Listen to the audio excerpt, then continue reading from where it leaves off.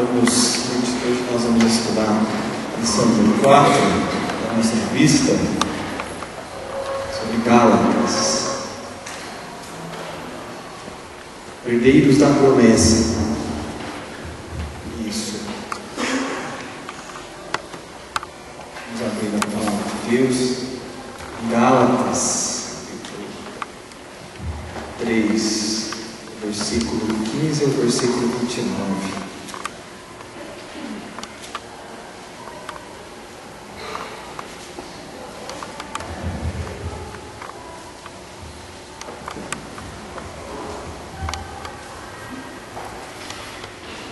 Gálatas 3, de 15 a 29, diz assim a palavra do Senhor.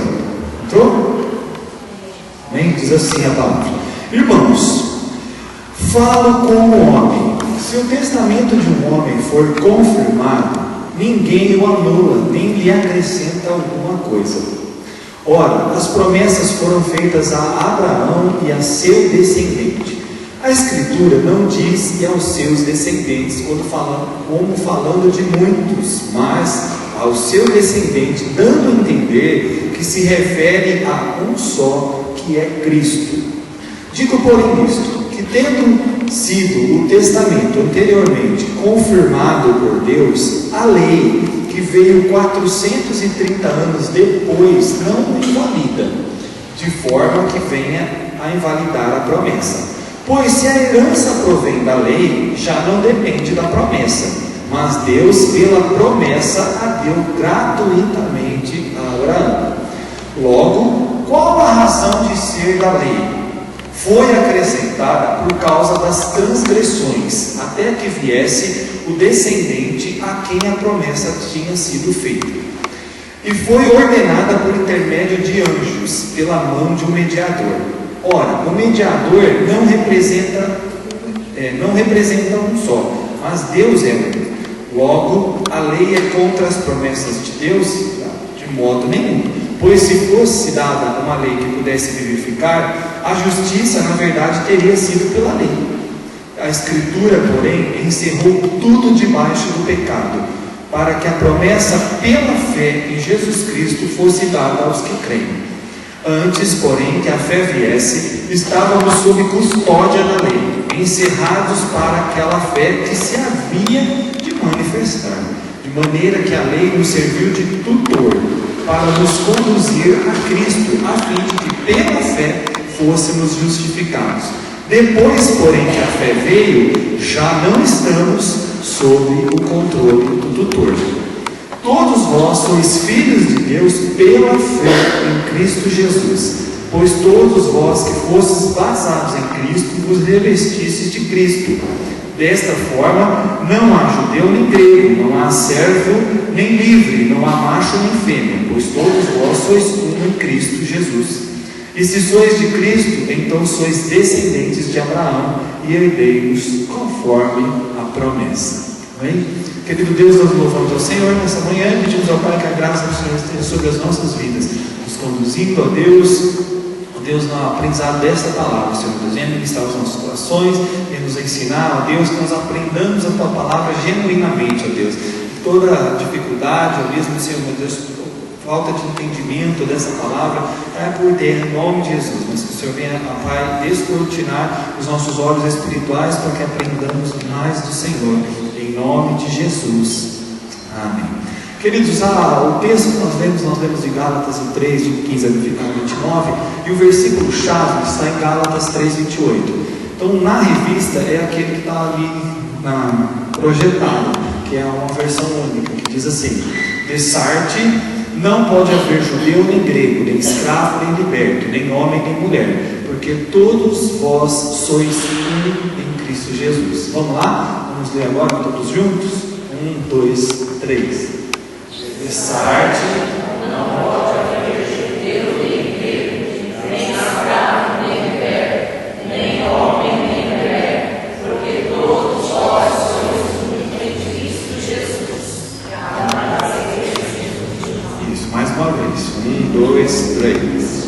Dessarte, não pode haver judeu nem grego, nem escravo nem liberto, nem homem nem mulher,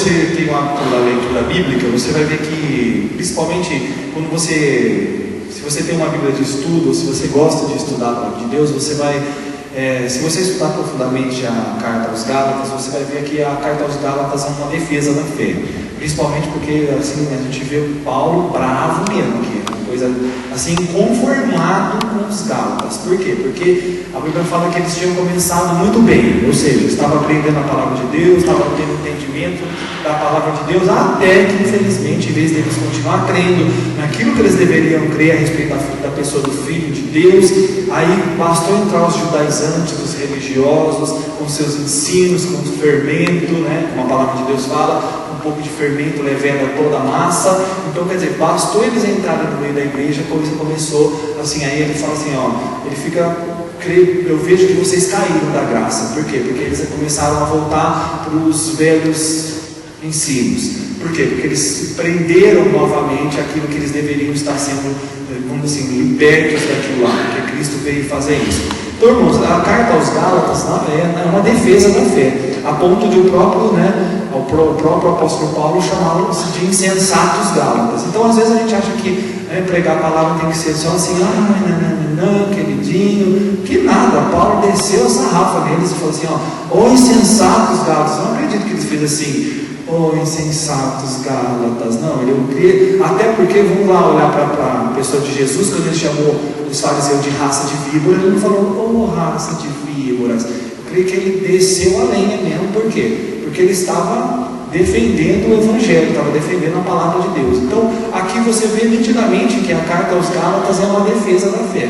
Por quê? Porque eles tinham começado muito bem, eles estavam indo para a liberdade em Cristo, só que infelizmente bastou entrar os religiosos, judaizantes, os apegados à lei de Moisés, que aí eles estavam querendo invalidar a promessa que era muito maior do que a lei. Então, e aí nós vamos ver assim, justamente nesse livro todo, isso acontecendo, o apóstolo defendendo a fé no Senhor Jesus, a fé, ou seja, a salvação pela fé, a justificação pela fé, somente pela fé. E aí nós vamos ver aí que ele fala na revista que, lá em Gálatas 3, no versículo 1 ao 14, Paulo prova pela escritura do Antigo Testamento que Abraão foi justificado pela fé e não pelas obras da lei. Então ele começa defendendo, explicando para os Gálatas que, embora eles tinham houve a lei veio 430 anos depois da promessa, mas ali ele estava querendo mostrar já de antemão que Abraão não foi justificado por obras da lei, ele foi justificado pela fé já. Então, quer dizer, a fé, o próprio Abraão, ele já foi chamado de o pai da fé. Por quê? Porque ele não foi justificado por obras, ele simplesmente creu na promessa que Deus fez para ele, e aí então isso já foi imputado por justiça. Ou seja, então ele não fez nada, não cumpriu assim no sentido de obedecer à lei, até porque não tinha lei, mas ele simplesmente por crer na promessa do Senhor, aquilo já fez com que ele fosse salvo. Ele foi salvo por aquilo, pela fé, foi justificado pela fé e não pelas obras. E aí ele fala, continua dizendo também, e assim é justificado também todo o que crê, seja judeu, gentil, seja então não importa mais assim, se você estava falando para judeus, hoje já não importa mais. Qualquer homem, qualquer mulher, servo ou livre, todos somos justificados pela fé. É isso que ele está querendo dizer. Ele estava mostrando para os Gálatas. Ele fala assim, em seguida ele se antecipa a um provável argumento dos judaizantes e responde a uma questão crucial. Por que Deus concedeu a lei? Então abre assim, mas peraí, se Abraão foi justificado pela graça, pela fé, já que ele já recebeu pela graça a justificação, se ele foi justificado pela fé, então os judaizantes falam assim, mas então por que Deus deu a lei? Qual que é o propósito da lei? E aí, nesse capítulo, ele vai explicar justamente por que Deus deu a lei. E aí é onde ele vai falar assim, Paulo estabelece o contraste entre o pacto da promessa e o pacto da lei. Ou seja, então ele vai lá e ele começa a abrir o leque para falar assim: olha, eu vou mostrar para você qual a diferença do pacto que foi feito através da promessa e o pacto que foi feito através da lei. Tem diferenças. E aí ele fala assim, o propósito era justamente mostrar a superioridade de uma em comparação à outra. Então uma era maior que a outra. Qual era a maior? O pacto da promessa ou o pacto da lei? O pacto da promessa era maior do que o pacto da lei. Então estava já bem definido que o ser, a vantagem, certamente haveria uma vantagem muito maior ser de Cristo. Então, só que infelizmente, embora os Gálatas estavam aprendendo isso, né, infelizmente os judaizantes, essas raças de víbora, entravam no meio da igreja justamente, em vez de testificar a respeito de Cristo, eles queriam voltar para os velhos rudimentos fracos que não podiam salvar. Pelo contrário, a lei ela trazia um peso sobre o povo de Deus. Por quê? Porque nós vamos entender o porquê disso. Então, irmãos, aqui ele vai falar exatamente sobre isso. Entenda que a promessa, o pacto da promessa é maior, o propósito é maior, desvincule-se da lei, porque a vantagem para nós é estar em Cristo. E aí, na primeira parte, ele divide a lição em 3 partes. A primeira delas é a superioridade da promessa, que ele vai ler de Gálatas 3, de 15 a 18, né? Gálatas 3, de 15 a 18, quando ele fala: irmãos, falo como um homem. Se o testamento de um homem for confirmado, ninguém o anula, nem lhe acrescenta alguma coisa. Ora, as promessas foram feitas a Abraão e ao seu descendente. A Escritura não diz aos seus descendentes, como falando de muitos, mas ao seu descendente, dando a entender que se refere a um só, que é Cristo. Digo, porém, isto, que tendo sido o testamento anteriormente confirmado por Deus, a lei que veio 430 anos depois não invalida, de forma que venha invalidar a promessa. Pois se a herança provém da lei, já não depende da promessa, mas Deus, pela promessa, a deu gratuitamente a Abraão. Eric. Esqueci de falar isso aí, perdão. Essa lição, voltando só um pouquinho ao alvo da lição, ele fala que ao estudar essa lição, você vai conscientizar-se de ter obtido a justificação mediante a fé e herdado a promessa feita a Abraão, ok? Que é o pai de todos os que creem nessa mesma promessa. Então o alvo dessa lição é que nós entendamos isso, né? Que nós obtivemos justificação pela fé da mesma forma, em relação à promessa que foi feita a Abraão, da mesma forma, ok? Por favor, passa. E aí, pode passar? Só para lembrar aqui, voltei aqui, lembrando que eu anotei dentro de cada tópico as partes mais importantes, assim, os textos que eu achei mais importantes, que Abraão foi justificado pela fé e não pelas obras da lei. Paulo estabelece o contraste entre o pacto da promessa e o pacto da lei. Um pacto é superior ao outro, o pacto da promessa é superior ao da lei e há uma vantagem de estar em Cristo, sem dúvida. Tópico 1, isso. Aí ele vai falar sobre agora a superioridade da promessa. Primeiro, ele fala assim: 4 razões podem ser encontradas para testar a superioridade da promessa. O primeiro deles é a sua confirmação, ou seja, a promessa é superior. Por quê? Porque acima de tudo ela foi confirmada como algo que é irrevogável e imutável. Então por que a promessa de Deus feita a Abraão ela é superior? Porque é algo que Deus não vai voltar, não voltou atrás. Pelo contrário, ela era irrevogável, não poderia mudar e era imutável também. Aliás, irrevogável e imutável, não podia voltar atrás e nem mudar nada. Então quer dizer, isso já é o fato dela ser superior, ok? A superioridade dela, porque foi Deus que já tinha determinado isso. E ele fala assim também.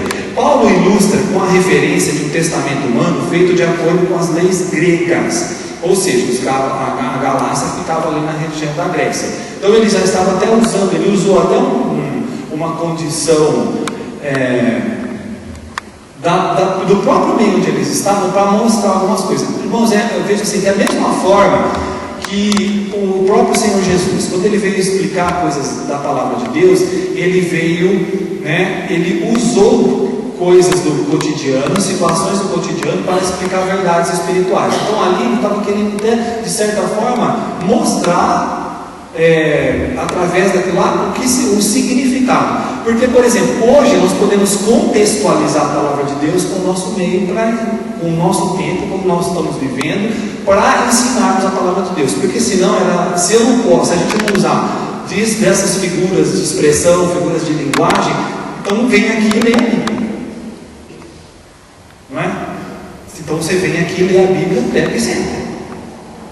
Se eu não posso contextualizar para um bom entendimento, então vem aqui, lê a Bíblia e senta. Não é esse o propósito, tá? Então a gente vai aqui, ele usa, então voltando aqui, ele usa em relação às leis gregas, e ele fala assim: os desejos expressos num testamento eram inalteráveis. Então ele estava mostrando para os galácios: olha, da mesma forma que quando vocês têm um testamento, alguma coisa que não se muda, assim a promessa feita de Deus, por Deus a Abraão, ela também não vai mudar. Você sabe que ninguém pode mudar um testamento, então, a não ser o próprio dono, o autor, o testador. A não ser o testador, ninguém pode mudar. Então, pode ter certeza que também, nesse caso, Deus não mudou essa promessa, ela continua mesmo, porque agora ele estava explicando num tempo onde Cristo já tinha vindo. Então, quer dizer, agora nem tinha como mudar mais a promessa, porque a promessa já tinha feito, a lei já tinha passado, e agora Cristo já tinha vindo, e agora eles precisavam entender. Então, olha, entenda que não tem como mudar, isso aqui já está imutável. E ele falou assim: ninguém podia modificar, especialmente após a morte do testador.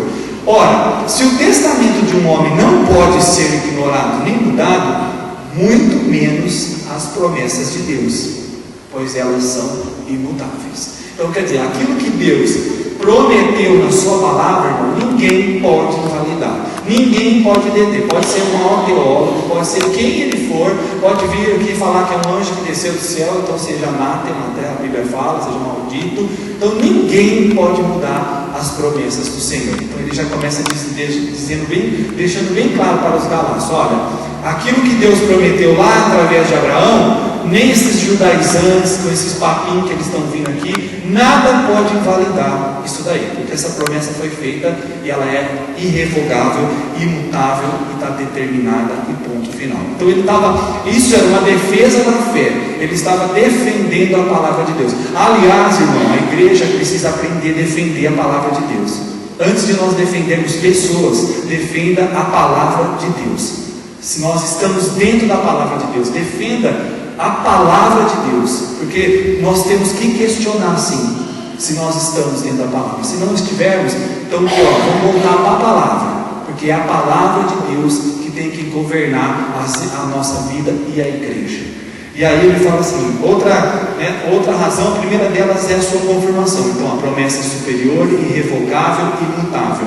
Então, da mesma forma que o testamento de um homem não pode ser ignorado nem mudado, aí eu coloquei ali letras maiores do caixa alta, muito menos as promessas de Deus. Então, irmão, entenda isso. A palavra de Deus, a promessa de Deus não pode mudar.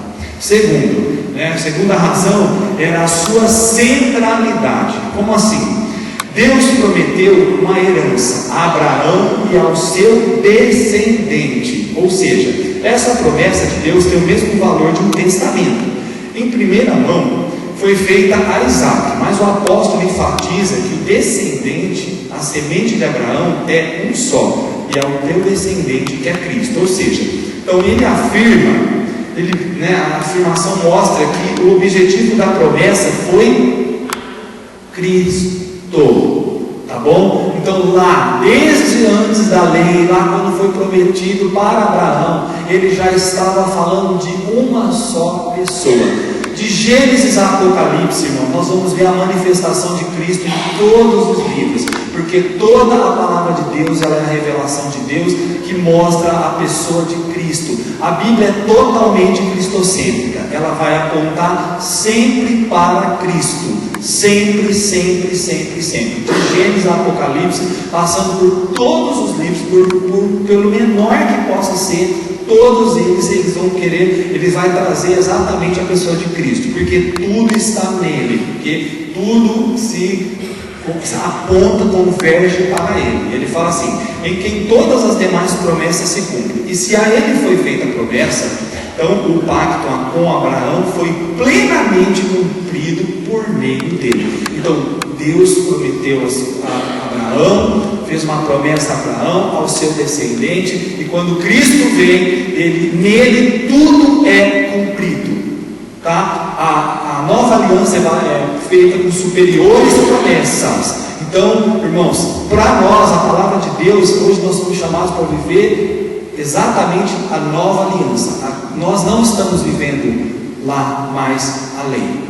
A lei serviu para algo que nós vamos entender aqui agora. Ela não podia nos justificar. Pelo contrário, quando a lei ela nos via, só mostrava a nossa condição como homens, que não era boa pela lei, mas é pela graça, pelo Senhor Jesus que nós somos salvos, ok? Aí a quarta razão, ele fala a sua cronologia, né? Ou seja, o pacto da promessa é superior ao da lei, até por uma questão de tempo. Ele fala, a aliança foi feita com Abraão mais de 400 anos antes da lei. Então a promessa foi feita só depois de 430 anos é que a lei foi dada ao homem. Então, isso, irmãos, eu creio que até esse tempo que ele deixou aí é justamente para que as pessoas entendessem, né? Que a gente entendesse, olha, foi 400 anos para mais, dizendo que havia uma promessa para Abraão e seu descendente, para depois vir a lei, para deixar bem claro, assim, ó, marca bem na sua cabeça, aprendam isso. Por quê? Até por causa do tempo. Ele fala assim, ó, quando a lei mosaica foi estabelecida, ele não invalidou a promessa feita ao patriarca. Então quer dizer, não foi assim, ó, bom, Deus fez uma promessa para Abraão e agora 430 anos depois vem a lei e vai invalidar aquilo lá. A lei vai entrar no lugar da promessa. A promessa já não vale mais. Não, a lei não invalidou a promessa. Ela veio com um propósito. Ela não anulou a lei, a promessa que foi feita lá para Abraão. Em nenhum momento. E aí ele fala assim, ainda que a aliança com Abraão não tenha estabelecido o princípio da salvação pela fé, foi conformado e tipificado nela, porque desde o tempo da queda de Adão, a fé tem sido o único meio de um homem aproximar-se de Deus. Então, irmãos, ele já está dizendo assim, da mesma forma, ele fala que a fé é a única maneira de nós nos aproximarmos de Deus. Até porque, irmão, vou falar uma coisa para você, a lei, se você praticasse a lei sem fé, você estava fazendo, sabia?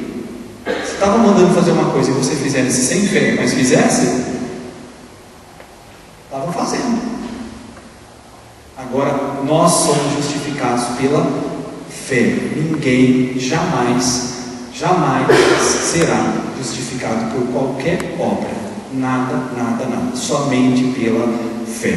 E aí ele fala assim, a promessa feita a Abraão, cumprida e ratificada em Cristo, ou seja, confirmada em Cristo, não foi prejudicada e muito menos desfeita pelo passar do tempo. Ou seja, ainda que foi feita lá Abraão, 430 anos depois veio a lei perdurou um bom tempo até que Cristo viesse. Isso significa que mesmo que o tempo passou, a promessa de Deus não foi mudada, nem invalidada, nem deixou de existir. Então, irmão, é a mesma coisa na nossa vida. Aquilo que Deus prometeu para nós, aquilo que o tempo pode passar. Se é do Senhor, filho, vai perdurar a vida toda, vai perdurar sempre aquilo que Deus fez, porque Deus não volta atrás.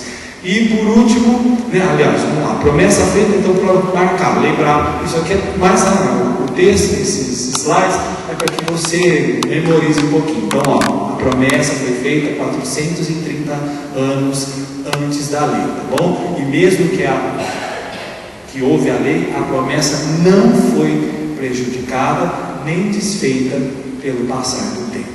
Okay? E por último, dentro da superioridade da promessa, ele fala sobre a sua completude, né? Aí ele vem falar sobre o que? Por último, o pacto da promessa é superior à lei, porque se realiza. Então, por que a promessa é maior que a lei? Porque a promessa se cumpre, enquanto que a lei não se cumpriu. Por quê? Porque ninguém deu conta, a não ser Cristo, de viver a lei. Por isso que ela é ela é completa, porque em Cristo a promessa é realizada, enquanto que na lei nós nunca iríamos conseguir viver. Ok? Ele fala assim, a ideia de Paulo é que uma herança baseada na lei dependeria da performance do homem, ó. Por isso eu até anotei aí, ó. Achei legal. Uma herança baseada na lei dependeria da performance do homem. Ok? Então, para receber alguma coisa pela lei, ia depender totalmente da nossa, de como nós iríamos agir, viver em relação a ela. Então, dependia totalmente da nossa humanidade. E a gente nunca ia conseguir viver a lei. Nunca. E ele fala assim, enquanto a herança garantida a Abraão foi feita por meio da promessa, dependeu somente do poder de Deus que a concedeu e que deu gratuitamente. Então ele fala assim, ó, se pela lei você e eu ia termos que suar por causa disso, e nós não iríamos conseguir, ali ó, performance do homem versus poder de Deus. Na promessa não, na promessa simplesmente chegou Deus e falou assim, ó, eu quero te abençoar e eu quero te salvar, você só precisa crer. Essa é a diferença. Então, irmão, não dá para nós ficarmos presos a uma lei que nós nunca vamos poder vivê-la, nós nunca vamos ter condição de vivê-la, e na verdade ela mais nos condena do que qualquer coisa, porque a lei mais nos condena do que qualquer coisa. Por quê? Porque uma vez que você não cumpre uma delas, se você tropeçar em uma só coisa, você leva tudo no peito. Imagina uma corrida com obstáculo. Aí você vem e você tropeça em um e sai rolando, levando tudo. Era essa a ideia. Então, se você quer cumprir a lei, então você cumpre a lei toda, sem exceção, porque senão você é considerado maldito. Então, quer ficar na lei? Era isso que os judaizantes queriam falar para os galácios. Não, vocês precisam da lei ainda. Vocês precisam. Por si só, o sacrifício de Cristo não é suficiente. Vocês precisam ainda viver a lei. Que jeito, gente? Que a lei não dava condição do homem viver? Porque o homem nunca ia conseguir, porque se pegasse alguma coisa, levava todos os outros no peito, carregava tudo assim, igual uma corrida de obstáculo. E aí ele fala, irmãos, eu achei essa lição maravilhosa, essa lição é libertadora, glória a Deus. Então, irmão, mais uma vez, a ideia de Paulo é que uma herança baseada na lei dependeria da performance do homem, enquanto a herança garantida a Abraão foi por meio da promessa, dependeu somente do poder de Deus, que concedeu, que ele deu gratuitamente.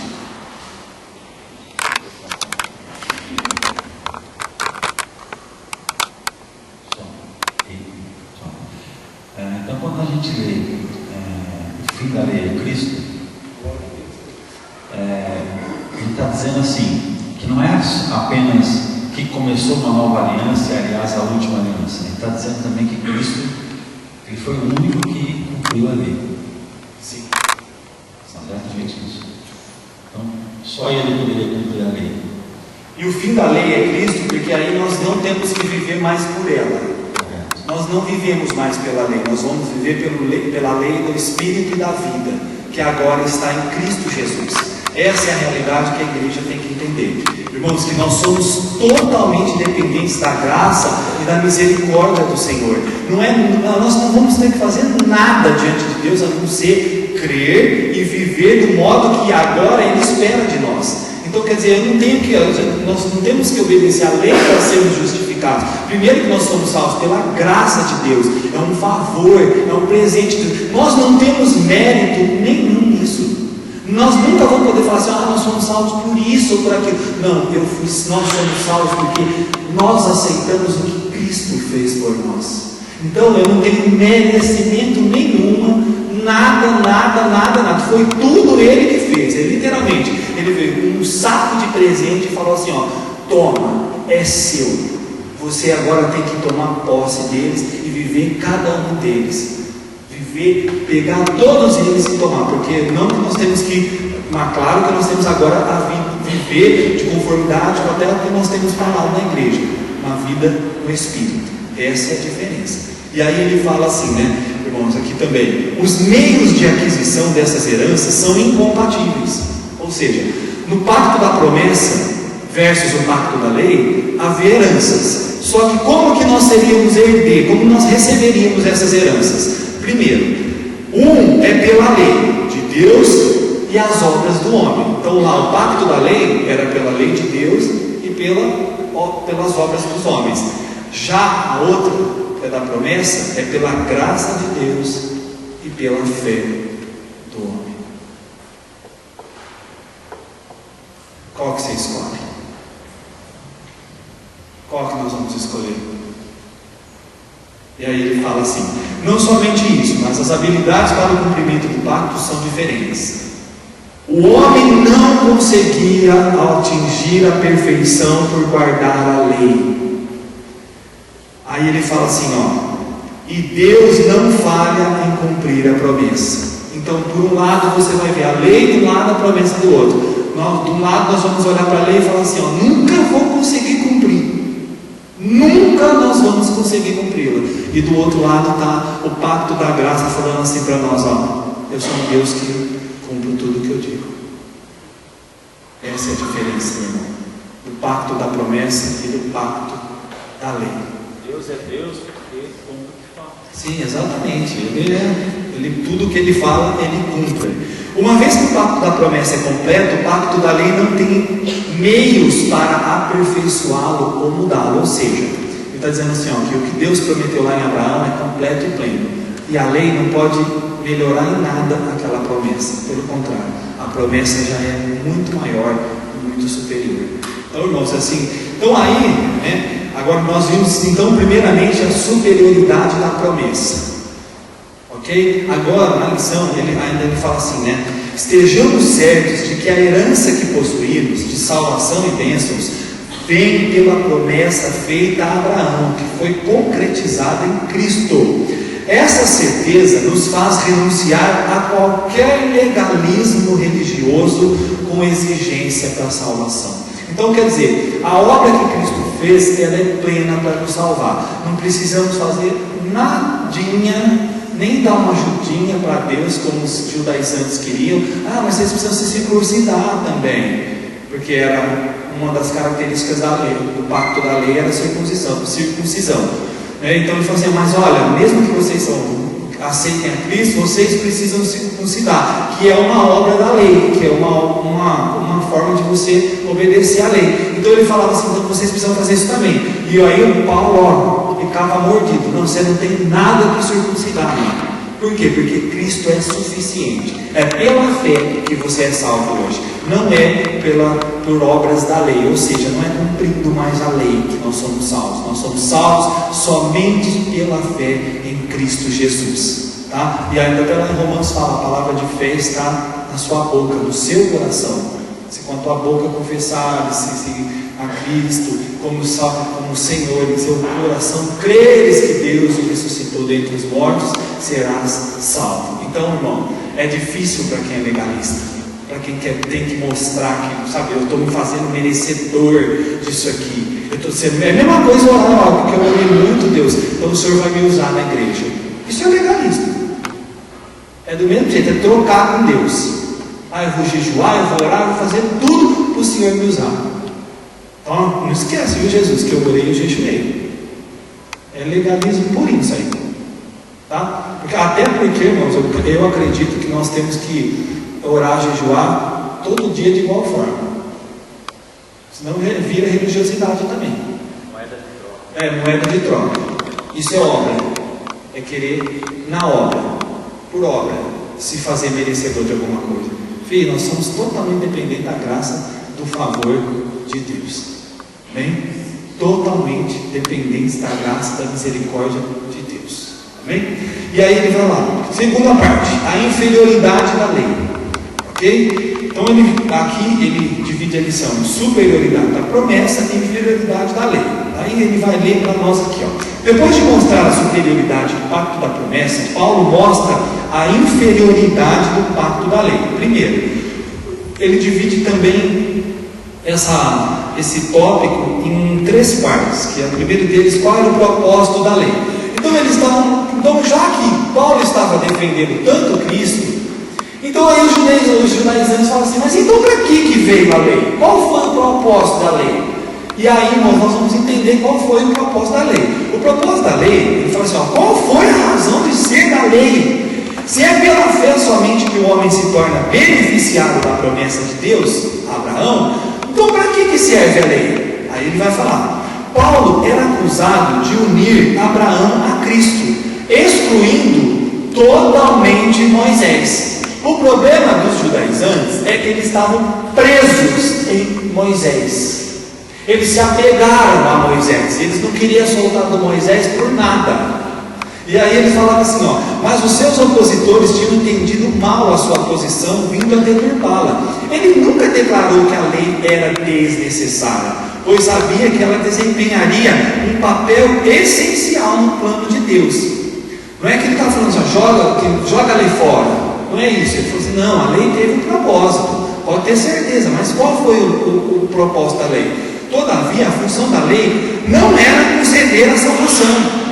Nunca a lei iria salvar ninguém. Por quê? Porque nunca ninguém ia conseguir. Mas sim, convencer o homem da necessidade de ser salvo. Tipo assim, eu tenho que viver uma lei que eu vou falar assim, meu Deus, eu não dou conta de viver isso aqui. Eu preciso ser salvo. E agora? Ou seja, era para que o homem olhasse para a lei e visse que ele precisa de salvação, que ele nunca ia ter condições de ser salvo por si, ou seja, vivendo por obras. Então era para eles olharem para a lei e falar, eu preciso de um Salvador, porque eu não dou conta, eu não vou dar conta. Então ele fala assim, ó, só que olha, irmãos, eu achei essa frase aí tudo, eu poder ter ali, ó. Então olha que legal, ó. A função da lei não era conceder salvação, nunca foi, tá bom? E sim convencer os homens da necessidade de serem salvos. Era para olhar para a lei e falar assim, ó, eu sou um miserável pecador, porque se eu tenho que viver tudo isso aqui, se eu tropeçar num só, eu levei tudo, eu errei tudo, então eu preciso de um Salvador, eu preciso de alguém. Ou seja, irmão, não era para o homem se sentir centro de nada, era para que o homem saísse do orgulho dele, da arrogância, da soberba, de achar que é alguma coisa, que ele saísse dele e falasse assim, eu dependo de um Salvador, eu preciso de um Salvador. Irmãos, nós precisamos de Cristo 24 horas, 31 dias, o ano inteiro, porque por nós mesmos nós não podemos nada vezes nada, nós somos totalmente dependentes da graça, do amor de Deus, do favor de Deus. Por isso que Ele nos deu o seu Espírito, porque nem sem o Espírito dele nós também não podemos viver a sua palavra. Então não dá para a gente se sentir alguma coisa, não. Nós temos que ser dependentes, falar, Senhor, ó, tudo está em Ti, tudo que eu preciso está em Ti. Eu posso viver todas as Suas promessas, mas eu sei que nada é por mim, nada é por mérito meu, nada é por alguma coisa que eu faço ou deixo de fazer. Tudo vem do Senhor. Então, meu irmão, é tudo nos méritos de Cristo, naquilo que Ele fez. E aqui Ele está falando, irmãos, então, ó, lembrando, então, a lei servia para salvar? Não, ela só serviu para mostrar que o homem era pecador mesmo, que nós éramos estrupiados, nós herdamos uma natureza que nós precisávamos de um Salvador. E aí eu achei essa frase fantástica, que ele fala assim, ó, Satanás gostaria que provássemos que somos santos por intermédio da lei, a qual Deus deu para provar que somos pecadores. O que os fariseus faziam? Capa, pura capa, mostrar as obras da lei para mostrar que eles eram santos. Oh, nós somos maravilhosos. Só que a lei não serviu para mostrar que eles eram santos. Eles tinham que bater no peito e fazer assim, nós somos miseráveis. É isso que nós vemos que nós somos. O problema é que Satanás virou. Acho interessante o que ele fala aqui. Satanás distorceu o propósito. E aí, meu irmão?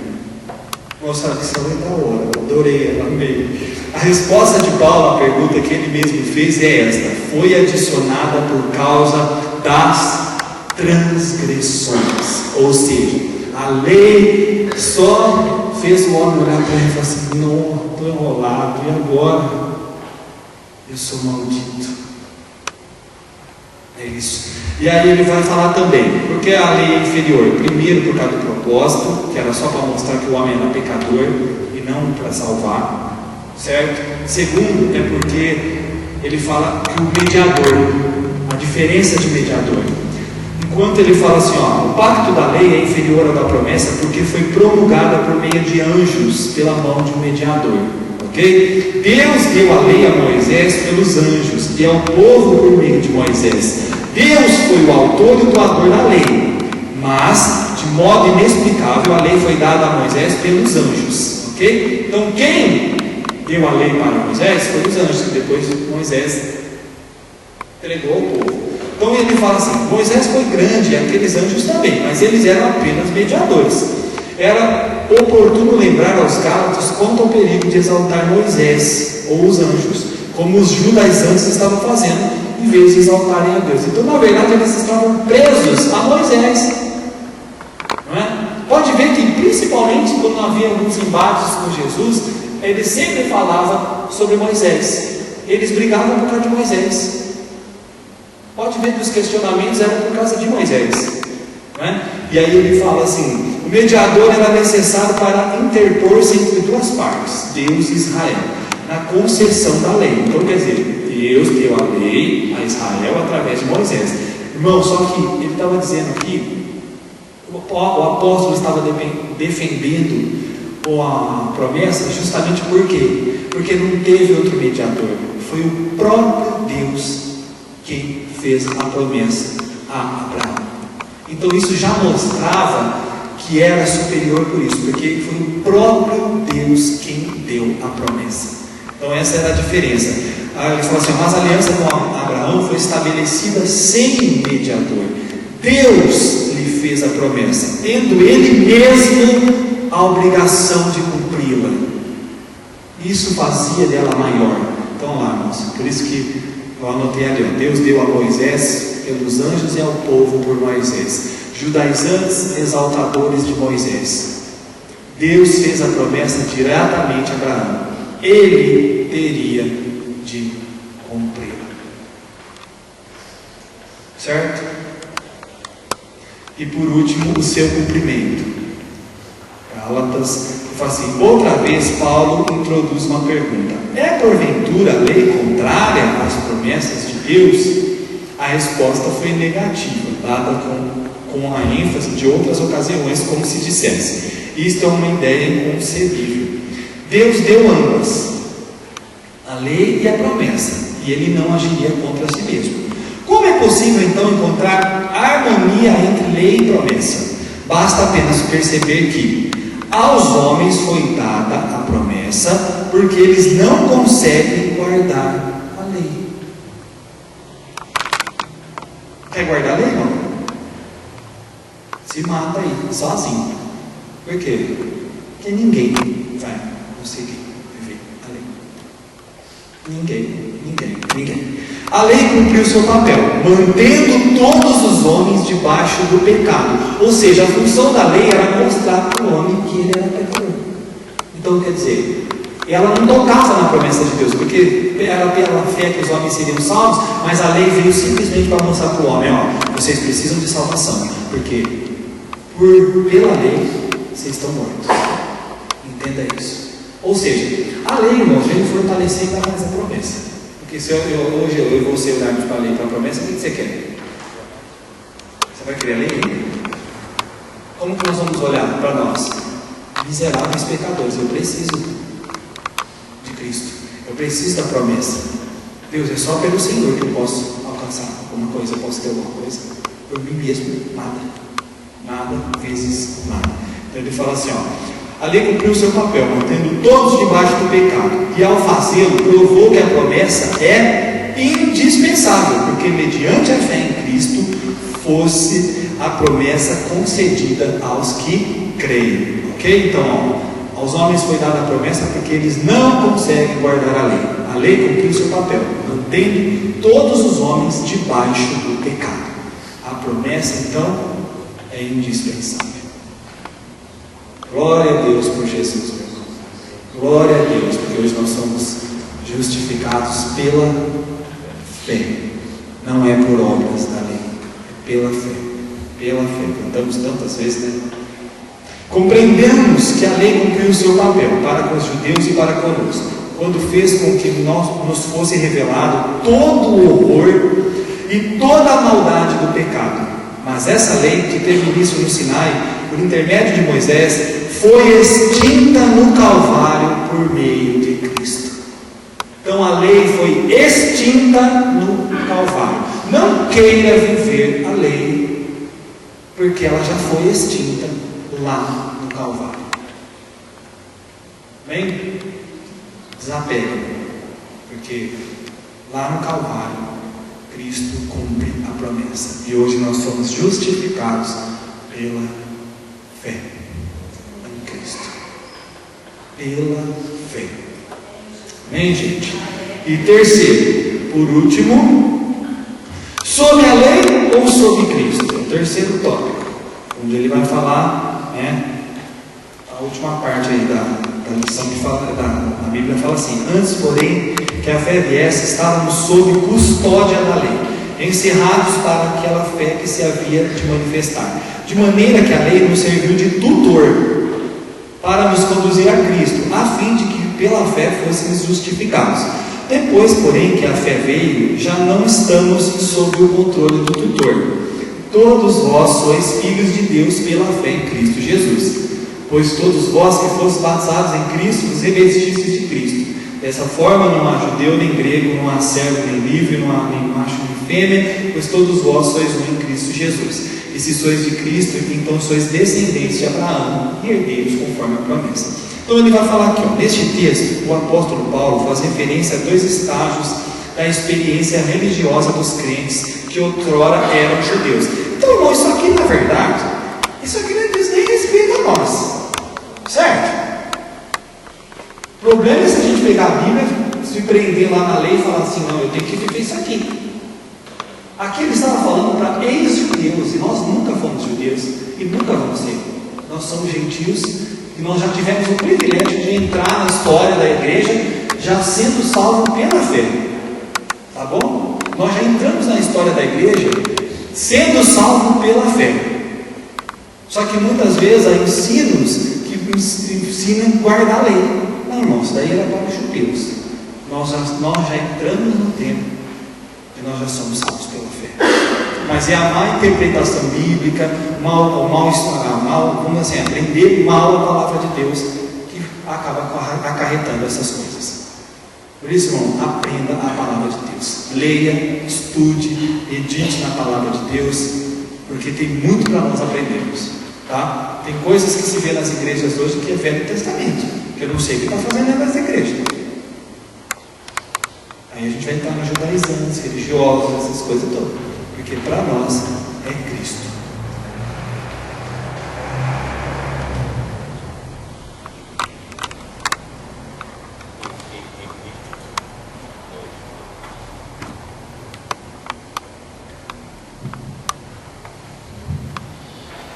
Isso é triste, porque não faz muito tempo, uma igreja bem próxima nossa, isso aconteceu.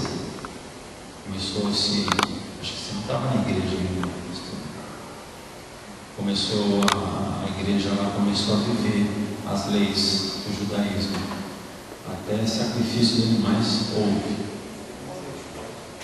Foi triste.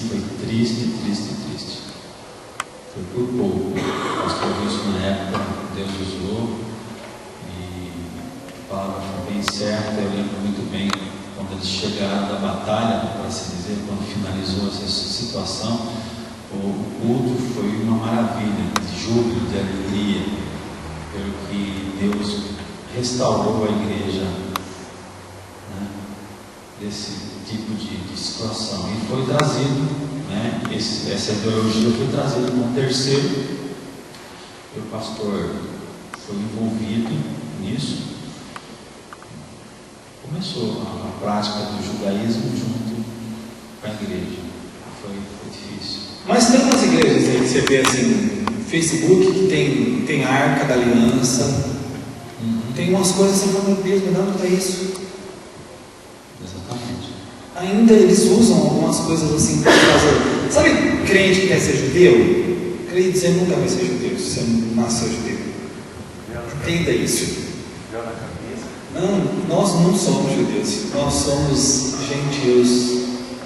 Então eu só queria salientar que se a gente não conhecer a palavra, você deixa ser levado também. Sim. Você deixa ser levado também. É lógico que o pastor é o anjo da igreja, mas ele também tem que seguir a palavra. Com certeza. Totalmente. É o exemplo. Então se a gente conhece, a gente pode falar. Né? E o que não aconteceu lá. Então foi difícil, mas graças a Deus o Senhor venceu. Por isso, irmãos, aprendam a palavra. Leiam a palavra. Leiam uma palavra, leiam uma palavra, depois de ler, leiam de novo. E assim peça mesmo, sabe, estude a palavra de Deus, medite na palavra de Deus. Tá? Sejamos bereanos. Os bereanos, eles eram assim, eles estudavam a palavra, por isso que eles eram chamados bereanos. Então nós temos muito para aprender, muito. Nós precisamos sermos, aliás, cristocêntricos, porque o fim da lei é Cristo, justiça para todo aquele que nele crê. Então hoje, irmãos, nós podemos fazer alguma coisa como igreja no nome de Jesus. O próprio Senhor Jesus nos deu dons e talentos. Ele deu. O Espírito Santo veio depois dele, porque a igreja hoje é edificada pela nova aliança que foi feita através daquilo que Jesus veio fazer. E aí usou o apóstolo Paulo para também trazer as doutrinas da igreja, não do povo de Israel. Essa é a diferença. A lei era do povo de Israel. Agora, as doutrinas da igreja é para a igreja. Nós somos igreja. Então, nós vamos viver segundo a doutrina para a igreja, que Deus nos deu através do Espírito Santo de Deus. Amém? E aí a palavra diz assim, nesse texto, a palavra não, a lição. Nesse texto, o apóstolo Paulo faz referência a dois estágios da experiência religiosa dos crentes que outrora eram judeus. O primeiro é o tempo sob a lei. O segundo é a definição de que agora são em Cristo. Então, irmãos, aqui quando Paulo escreveu os Gálatas, eles estavam falando que ali era um momento de transição, onde os judeus convertidos iam ter que entender qual é a realidade agora da lei e de Cristo. Nós não temos esse negócio. Por quê? Porque nós não somos judeus, nós não viemos do judaísmo. Então, quer dizer, aqui era um embate para essas pessoas que tinham sido judeus, então que eles eram apegados à lei. E agora era a hora de entender que Cristo era o cumprimento da promessa. Agora, eu e você, amado de Deus, nós já nascemos conhecedores do tempo da graça, da promessa mesmo, do cumprimento da promessa. Cristo já veio. Então, para nós é isso. Amém? Ele fala assim, debaixo da lei. Esses dois versículos escrevem, aliás, vamos lá, 3, 23 e 24, que ele manda ler. Antes, porém, que a fé viesse, estávamos sob custódia da lei, encerrados para aquela fé que se havia de manifestar. Então, nós estávamos na lei, esperando a fé que ia se manifestar ainda, que era Cristo. Então, eles estavam na expectativa, nós estamos debaixo desse jugo, porque era um jugo, eles estavam encerrados. A Bíblia fala que eles estavam encerrados, era quase um jugo mesmo, debaixo de um jugo, aguardando a fé que ia chegar ainda. E ele fala aqui, de maneira que a lei nos serviu de tutor para nos conduzir a Cristo, a fim de que pela fé fôssemos justificados. Então ele fala aqui, esses dois versículos descrevem a situação dos crentes oriundos do judaísmo, no tempo antes que viesse a fé. A lei os colocava numa prisão ou sob a disciplina de um tutor. Ou seja, aí aqui, então a lei, ele vai falar o que? A primeira parte, aí ele divide assim, debaixo da lei em duas coisas. A lei como uma prisão. Irmãos, o apóstolo chamava a lei de prisão. Eles estavam debaixo de uma prisão. E ele fala assim, antes da revelação divina da salvação em Cristo, os judeus estavam encerrados, ou seja, encarcerados, presos. A lei é comparada a um duro carcereiro que os mantinha prisioneiros. Olha que interessante, preparando-os pelas restrições e limitações que impunha para essa fé que de futuro haveria de se revelar. Ele fala assim, ó, quando viesse a ser revelada, os prisioneiros alcançariam a liberdade dos filhos de Deus. Então, irmãos, a lei era um jugo sobre eles, era uma prisão, era um tutor. O que era um tutor? O tutor, agora nós vamos explicar. A lei como um tutor. Ele fala, ó, qual a função? Então, a lei é comparada a um duro carcereiro que os mantinha presos. Ok? Agora, a lei como um tutor. Ele fala assim, para acentuar o papel preparatório da lei, Paulo adota outra figura de linguagem. A lei, sendo inferior ao Evangelho, Jesus mandou pregar o quê? Vai pregar a lei.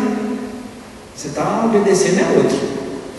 Por quê? A lei é inferior ao Evangelho. Então, o que Cristo mandou pregar? O Evangelho. As boas novas. E ele fala assim,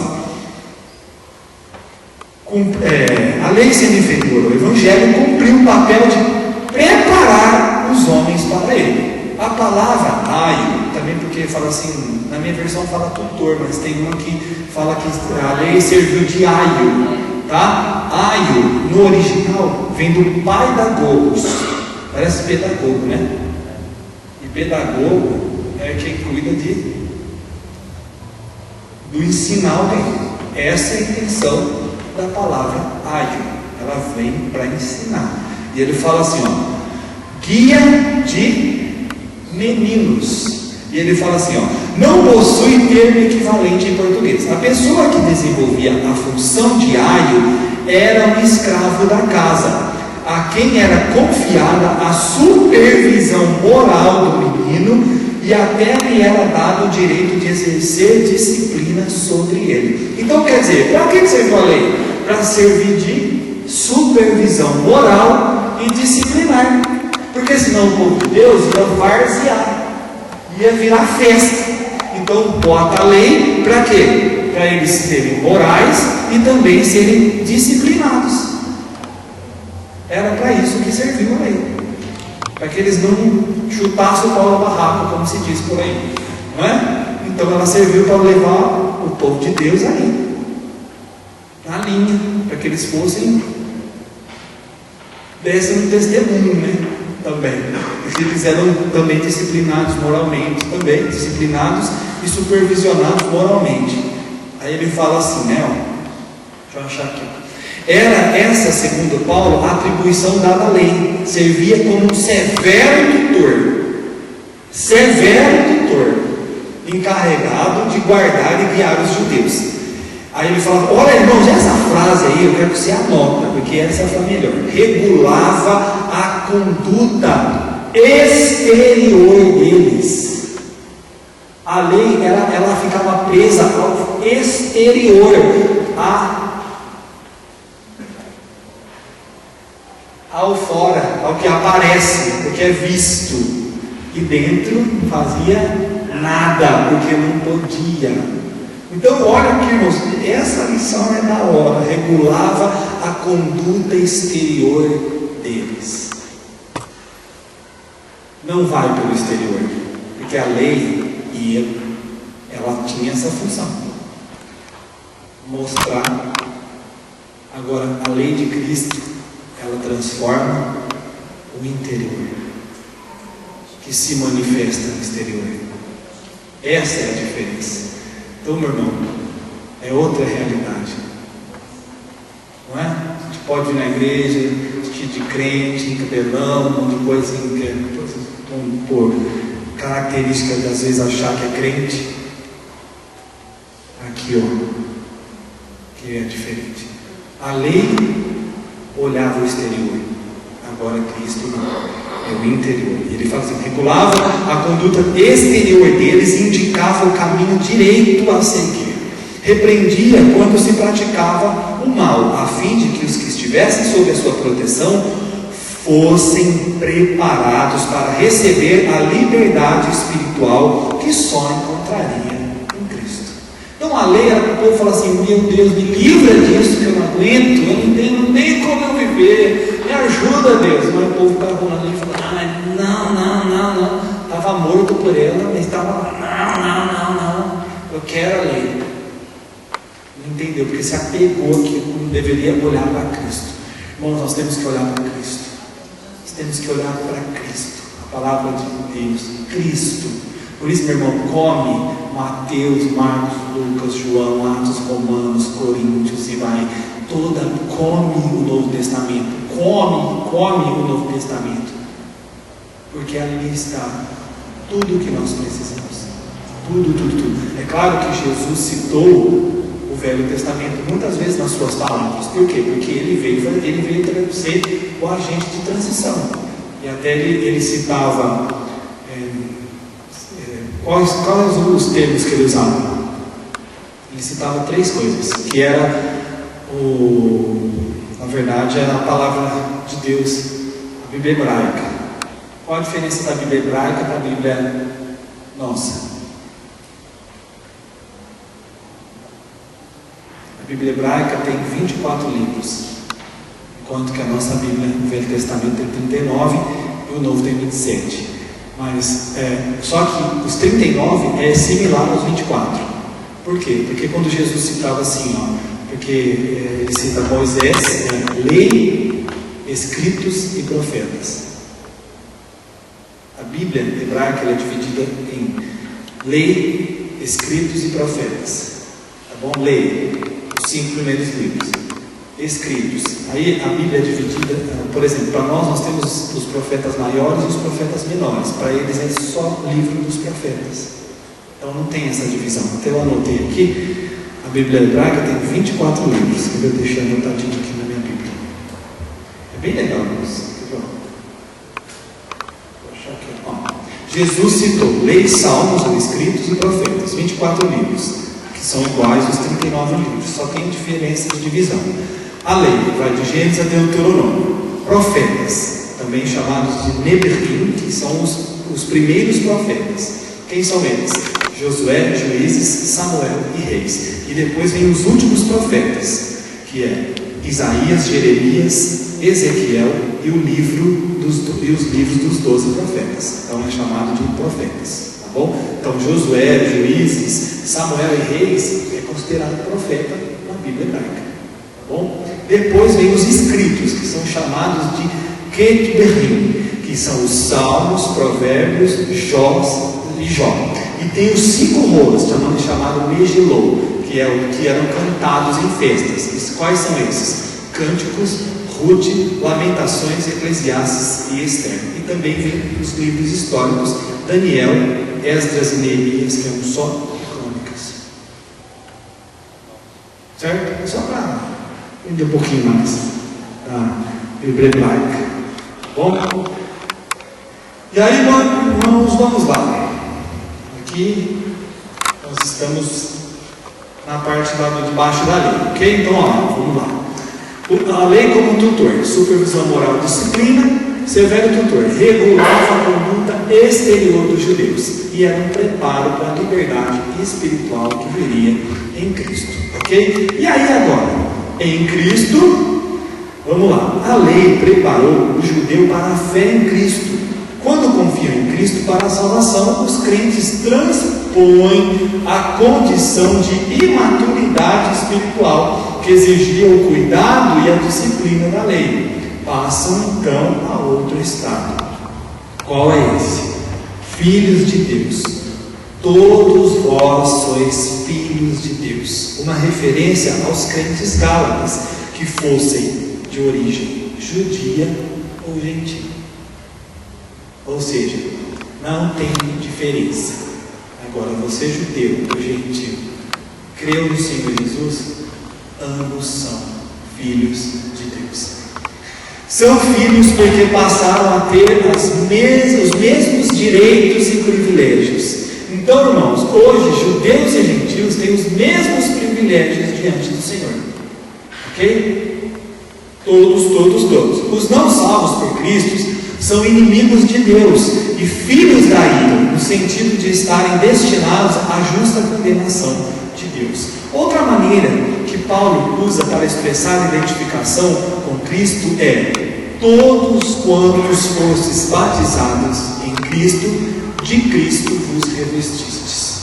Ok? Então aí ele fala assim: esse batismo é o espiritual, que traz o crente a uma viva união com Cristo. Então, irmãos, a gente sabe que tem o batismo das águas, que esse é um símbolo que mostra, da mesma forma que quando você usa uma aliança de casamento, é um símbolo do seu casamento com alguém, ok? Quando antigamente pela lei eles faziam a circuncisão, aquilo era um símbolo de que eles tinham uma aliança com Deus, como foi dada por Abraão. Então, o batismo também é um símbolo da nossa aliança com Cristo hoje. É um símbolo exterior, tá bom? Por quê? Porque quando nós aceitamos a Cristo verdadeiramente, quando nós somos salvos, nós somos batizados no corpo de Cristo. Isso é algo que a gente não vê, é algo que acontece espiritualmente, quando nós somos colocados, porque batizar vem do grego baptizo, que significa imergir totalmente em água. Então ele fala assim: quando você batizado em Cristo, é quando nós somos colocados dentro da igreja de Cristo. Isso é na igreja espiritual, não é na igreja batista, é na igreja espiritual, que é a igreja universal, não do reino de Deus, mas é a igreja universal de Cristo, ok? Isso é o batizado, está batizado em Cristo. Então a gente está colocado na igreja. Essa é a diferença. Amém, irmãos? Tranquilo, está aí? Esse batismo é o espiritual, que traz o crente a uma viva união com Cristo. Então esse é o batismo espiritual que eu falo. Então quando a gente está ligado com Cristo mesmo, aí agora a gente passa mergulhado no Senhor, na igreja do Senhor, entendeu?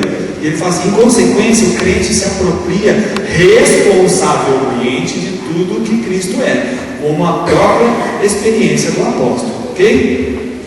E aí, o que acontece com Cristo também? Somos filhos de Deus e também somos unidos a outros. Todos os que já foram identificados com Cristo constituem uma nova comunidade, em que as antigas discriminações se tornaram sem significado.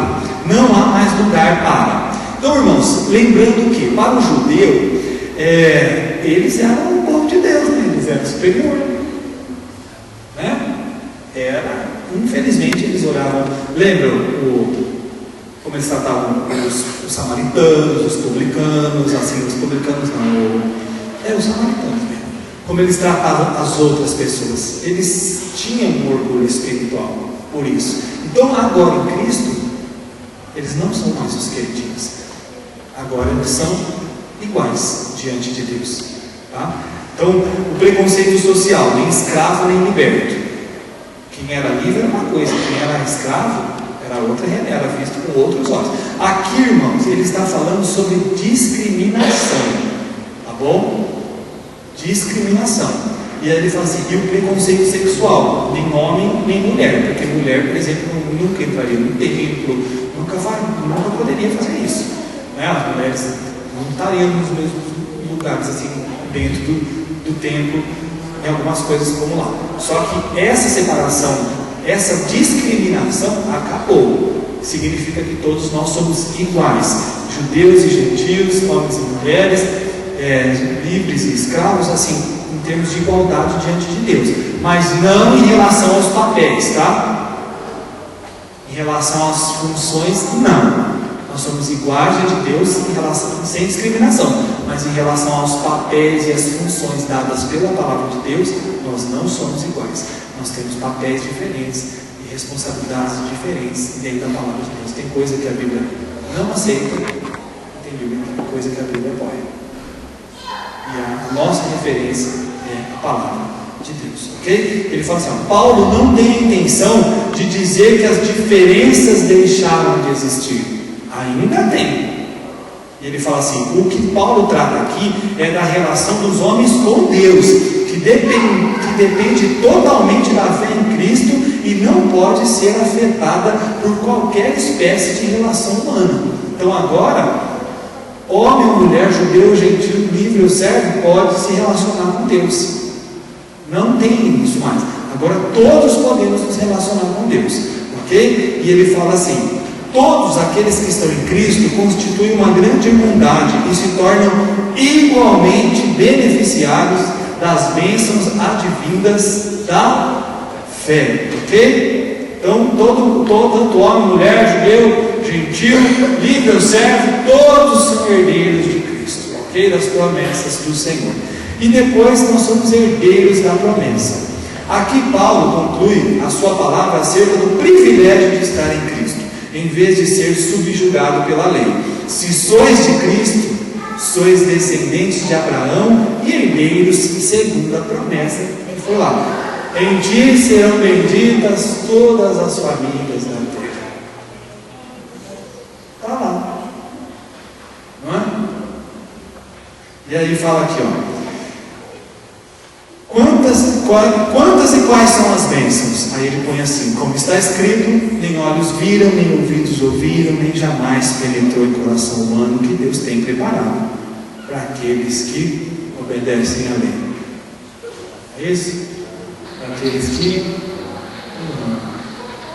creem no Senhor Jesus, né? E o amam. Então quer dizer, irmãos, essa livro do gato fazendo a maravilha. Jesus. Consideremos a nossa posição em Cristo. Todos somos identificados como filho, e com ele assumimos o compromisso de uma vida responsável, assemelhando-nos a ele por meio de obras que manifestam o seu caráter. Então, lembra que nós falamos que fica na palavra de ministrado, corrigir, redarguir, não significa que o homem seja perfeito, perfeitamente preparado para toda boa obra. Isso está dizendo agora que nós devemos ver o fruto do Espírito, ele manifesta o caráter de Cristo. Então, hoje nós somos chamados para viver dessa forma. Então, a obra que nós temos que realizar é justamente essa: que Cristo seja formado em nós pelo Espírito do Senhor. E aí as pessoas vejam Cristo em nossas vidas. Amém? E conclusão, para nós encerrarmos: valorizemos a comunidade dos santos, na qual não deve existir preconceito racial, social ou de sexo, homem ou mulher. Mas reconheçamos as diferenças que a própria palavra define, para evitarmos o relativismo moral e religioso tão aclamado do nosso século. Então tem coisas, tem papéis que a Bíblia não, que ela determinou para o homem e para a mulher. E às vezes as igrejas estão relativizando isso. Que tudo é igual, pode tudo, não pode. Tem diferenças ainda. A liderança mesmo de uma igreja, ela tem que ser masculina. Isso a Bíblia não mudou, ok? Igreja onde tem mulher liderando a igreja totalmente fora da palavra de Deus. A palavra de Deus não dá respaldo para isso, porque a Bíblia fala que o homem, Cristo é o cabeça do homem, o homem da mulher e Deus de Cristo. A mulher não pode exercer a autoridade espiritual sobre o homem, sabia? Biblicamente falando, não pode. Isso é bíblico.